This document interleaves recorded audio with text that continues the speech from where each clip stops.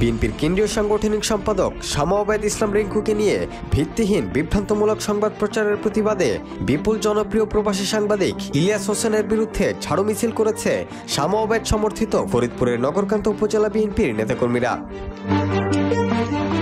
বুধবার 18 ডিসেম্বর দুপুরে নগরকান্দা সদর বাজারে অনুষ্ঠিত ঝাড়ু মিছিলটি শহরের প্রধান সড়ক প্রদক্ষিণ করে উপজেলা পরিষদের সামনে এসে শেষ হয়। পরে সেখানে সংক্ষিপ্ত সমাবেশে বক্তব্য রাখেন নেতাকর্মীরা। এ সময় তারা সাংবাদিক ইলিয়াস হোসেনের বিরুদ্ধে শামা ওবায়দকে নিয়ে মিথ্যা অপপ্রচারের বিরুদ্ধে নানা মন্তব্য করেন এবং প্রকাশ্যে সাংবাদিককে ক্ষমা প্রার্থনা করার আহ্বান জানান। ঝাড়ু মিছিলটিতে মূলত উপস্থিত ছিলেন স্থানীয় যুবদল ও স্বেচ্ছাসেবক দলের নেতাকর্মীরা।